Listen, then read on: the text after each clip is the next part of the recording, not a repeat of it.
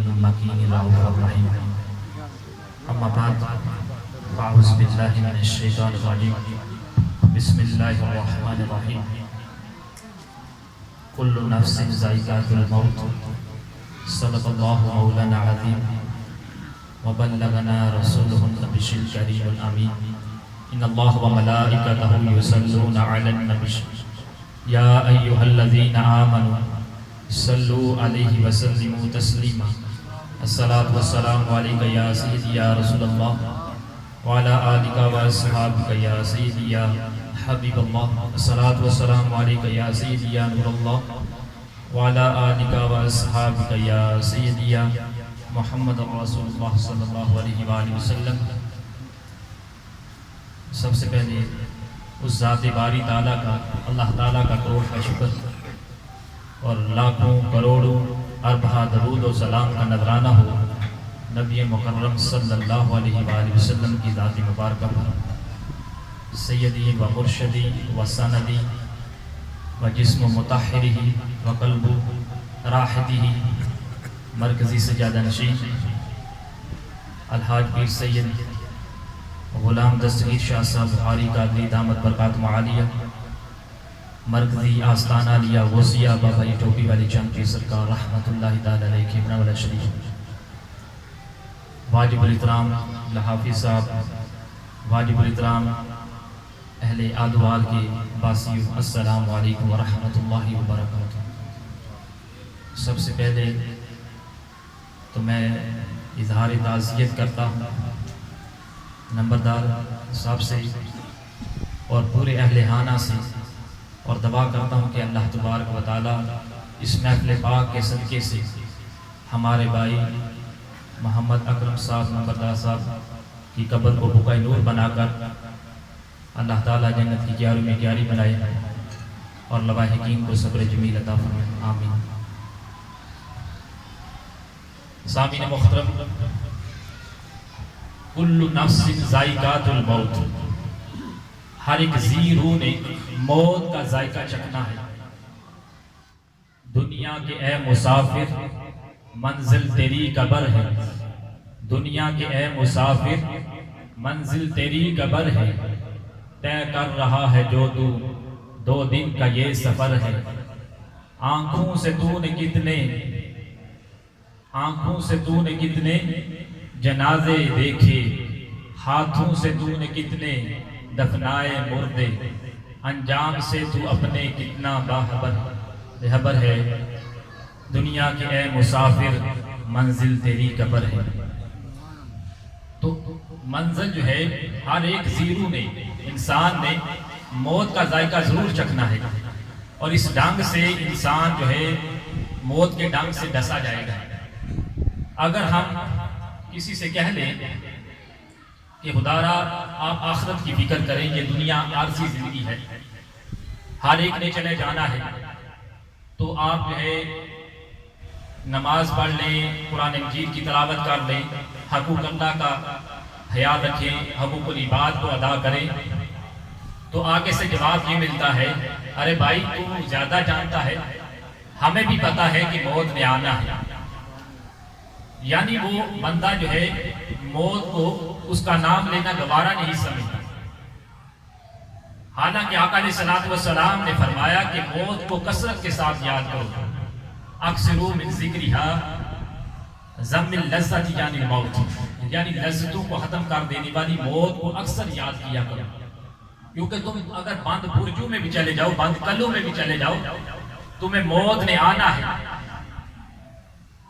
Anima تکونوا یدرککم الموت ولو کنتم فی بروج مشیدہ، کہ بند برجوں یا کلوں میں چلے جاؤ تب تمہیں موت نے آ کر رہنا ہے۔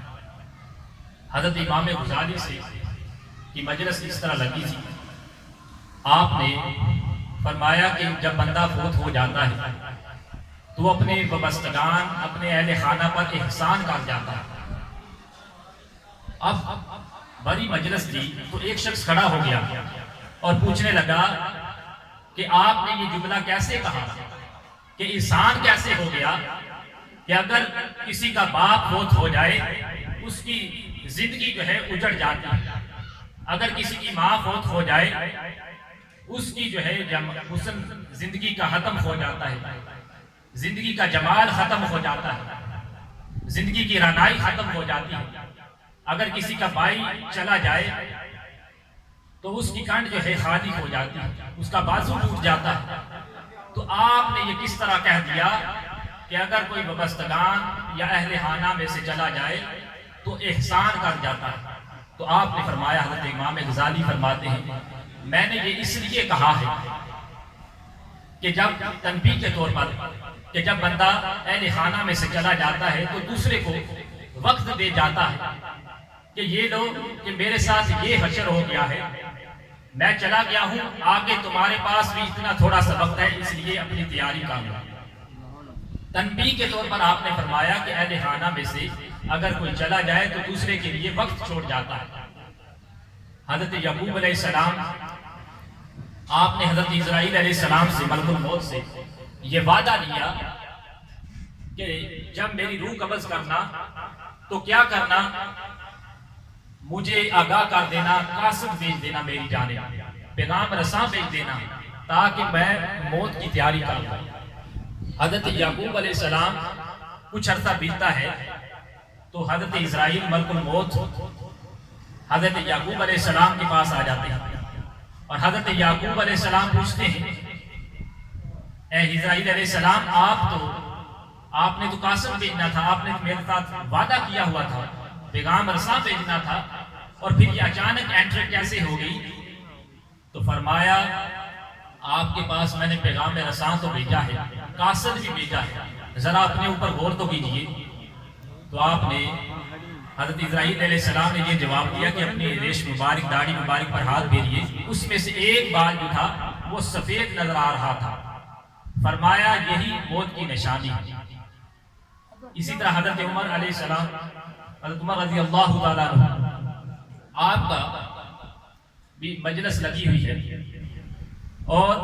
بڑے دربار میں ایک آدمی کھڑا ہو گیا، فرمایا عمر موت کو نہیں بولنا۔ حضرت عمر علیہ السلام تھر تھر کانپنے لگے اور اس سے کہا کہ اگر تو بھائی روزانہ آ جائے اور مجھے کہے کرے کہ موت کو یاد کیا کرو، اس نے آنا ہی آنا ہے، تو میں تمہیں اس کا اجر بھی دوں گا، تنخواہ بھی مقرر کر دوں گا مہینے کے بعد۔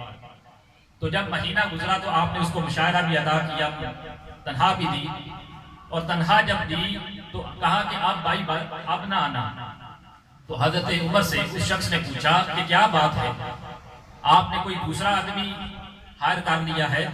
دوسرا آدمی میری جگہ رکھ لیا ہے؟ فرمایا ایسی کوئی بات نہیں۔ تو چھم چھم اور جو آنکھوں سے آنسو ٹپکنے لگے تو اپنی ریش مبارک پر ہاتھ پھیرا تو ایک بال سفید نظر آیا۔ فرمایا کہ اب میرا بال جو ہے سفید ہو چکا ہے، لہذا مجھے پتہ چل چکا ہے کہ موت قریب ہے۔ تو موت جو ہے وہ ہمارے قریب ہے۔ جیسے 5 نمازیں ہیں، فجر، ظہر، عصر، مغرب، عشاء، کسی کی عمر جو ہے وہ فجر تک پہنچی ہے، کسی کی ظہر تک پہنچی ہے، کسی کی عصر تک، کسی کی مغرب اور عشاء تک، ہمیں اپنی عمروں کا اندازہ ہی نہیں۔ تو اس طرح جو ہے کسی کی شام ڈلنے والی ہے، کسی کی عصر تک ہے، کسی کی فجر تک ہے، کسی کی ظہر تک ہے، یعنی موت قریب ہے، کسی کی مغرب تک ہے، عشاء تک، تو موت جو ہے بہت ہی قریب ہے۔ لیکن وہ رب بڑا رحیم ہے۔ بادشاہ تھا، اس نے محل تعمیر کرایا، کہا کہ میرے پاس اگر کوئی بھی آئے گا میں اسے جو ہے میری محل کی جانب دیکھے گا، اسے زندہ درگور کر دوں گا۔ اس نے کئی سینکڑوں جو ہے آدمی اس طرح مروا دیے۔ تو ملک الموت حضرت اسرائیل علیہ السلام وہ برو انسان کی شکل میں آئے، اس نے بادشاہ نے تلوار دے کر اپنے گارڈ سپاہیوں کو بھیجا کہ جاؤ، یہ کون آ گیا ہے میرے محل کی جانب، میں نے وعدہ قسم کھائی ہے کہ جو میرے محل کو دیکھے گا اس کی جانب پوری نظر ڈالے گا، میں اس کو قتل کرا دوں گا۔